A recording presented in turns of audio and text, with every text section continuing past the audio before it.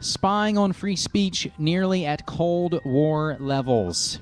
ACLU released numerous reports of increased government spying on American citizens once upon a happy time, an unhappy time rather. U.S. law enforcement agencies from the FBI to local police had a history of political spying during the Cold War.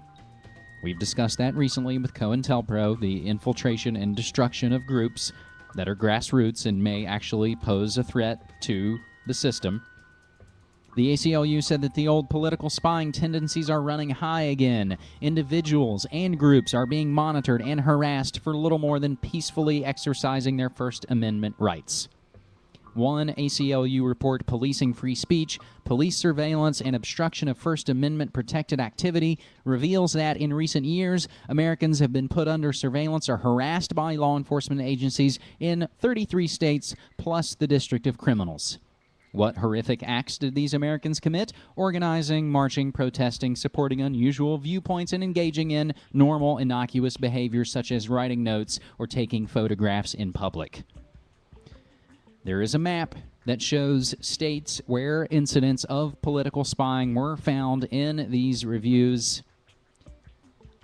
And fortunately, my home state of West Virginia stands out as one of the few states on the whole eastern seaboard there that doesn't have a case. However, of course, unfortunately, in my current state of Oregon, it's quite red, and I believe we've discussed, too, how we essentially live here in a constitution-free zone that borders the continental United States, soon to be morphed into the North American Union. Folks could think, oh, it'll never happen. That's what they said about the European Union. And then we'll also have the African Union. And just like we said, we're going to wake up and find we're living in Oceania. Furthermore, and again, this couldn't be more appropriate, police state updates. Republican candidate for governor Carl Palladino said he would transform some New York prisons into dormitories for welfare recipients, where they could work in state-sponsored jobs, get employment training, and take lessons in personal hygiene. Palladino, a wealthy Buffalo real estate developer popular with many Tea Party activists, isn't saying the state should jail poor people. The program would be voluntary. But the suggestion that poor families would be better off in remote institutions rather than among friends and family in their own neighborhoods struck some anti-poverty activists as insulting. Palladino is competing for the Republican nomination with former U.S. Representative Rick Lazio, and that primary is September 14th. We have lots of primaries, lots of elections coming up, and again, as we've been reporting for months and months and months here, what started out as the pro-liberty movement surrounding Ron Paul and Campaign for Liberty morphed into the Tea Party, which for a brief moment posed a threat to Congress, and what is going on is business as usual in the District of Criminals. It's, of course, completely been corrupted and infiltrated and misdirected and destroyed. When you see fools like Sarah Palin aligning themselves with the Tea Party, you know that it's done. And again, you'll note that while they're waving the banner of the Tea Party, they're still running as Republicans. They're still being elected as Republicans. They're still in the same false paradigm.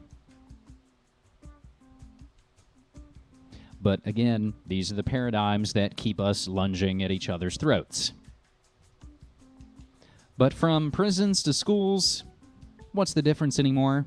From NBCConnecticut.com, New Canaan, which that's quite appropriate, New Canaan, Connecticut considers tracking devices for students.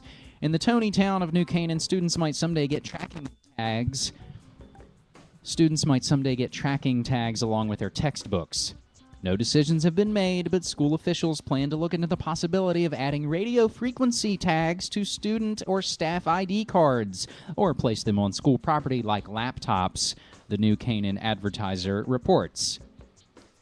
Laptops should remind you of the Pennsylvania case of spying on students and taking tens of thousands of photos of them while they're undressed. But no charges for that case. Carver's Bay, South Carolina, enlists the 9th grade. Freshmen all put in junior ROTC. That is from thesunnews.com.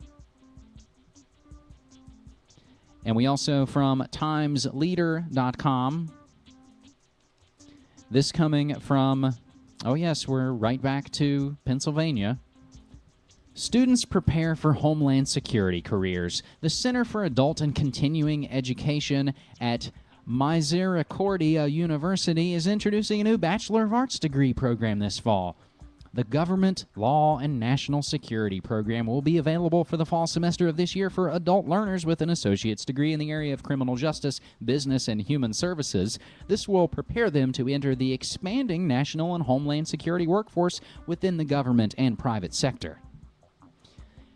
As we've said, and yes, it sounds like a joke, but we've said it time and time again, and we only see it coming more and more.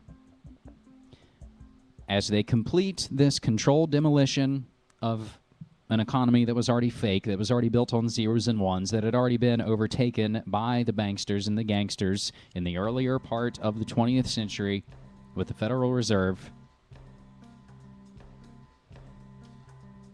as we see more jobs destroyed, more homes foreclosed, more businesses outsourced, more small businesses attacked, free speech being attacked, more green shirts, nanny police, training kids, indoctrinating them, as we've seen.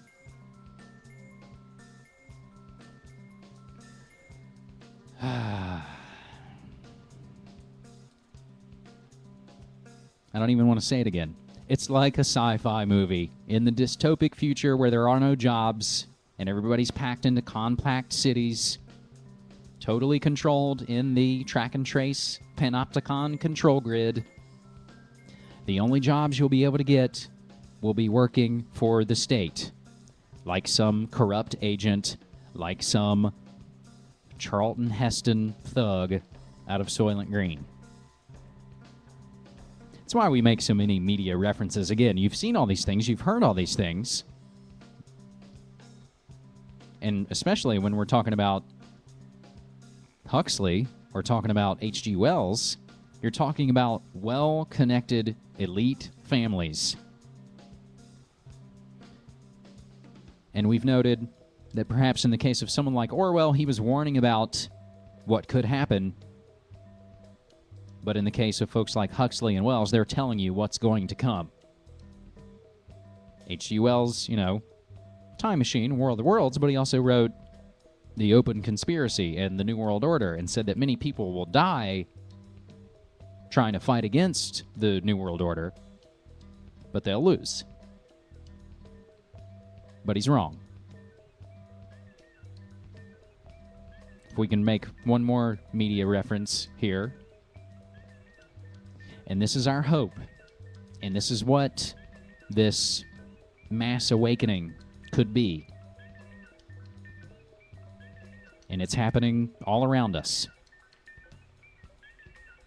That we could incite a revelation, that we could avoid what is coming, and that the more they tighten their grip, the more will slip through their fingers. As we continue through the disturbing police state updates, waking up and finding we're living in Oceania, let's get another one from Curtin Imo. And we've been in Connecticut and South Carolina and Pennsylvania with all of the police state activities coming in the schools. And we've covered in the past all the massive instances of terror drills being run in schools. It almost seems as though those aren't being run as much. That the indoctrination and the desensitization for both the military and for the civilians has become kind of complete, and now it's stepped up to the next level. Pentagon teaches kindergarten kids as U.S. schools are militarized. This, of course, represents the process of what is known as, what they call it themselves, full-spectrum dominance, but in this case over children's minds.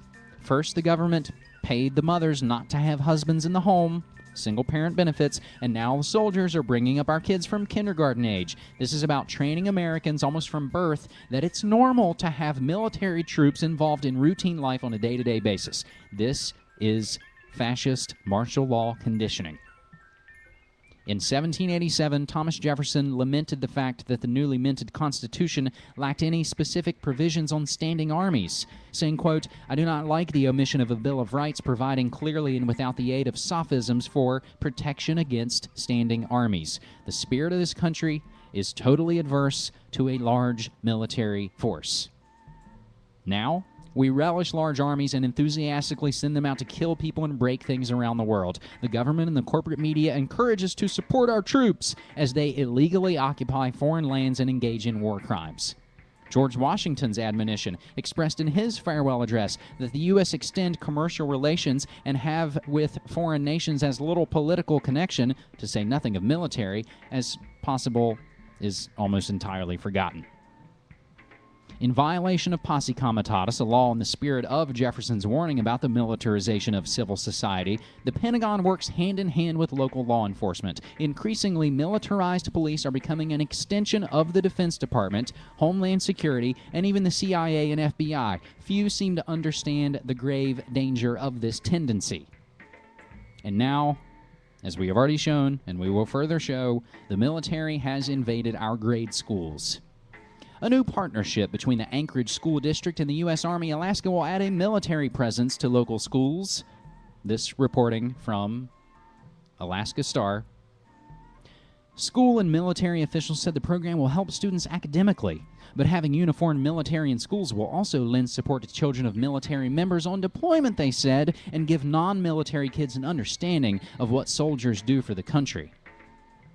If schools in Alaska want to help students academically, they'd bring in scholars and education experts, not soldiers. Ideally, students should be homeschooled and completely divorced from the pernicious influence of the military and the federal government. And we'll just throw out a quick reference to the School Sucks podcast. And, of course, all the great work being done on peacerevolution.org about the intellectual elite versus us. And how schools don't teach you how to learn. They keep you coming back for more. They don't teach you how to fish. They just give you some fish.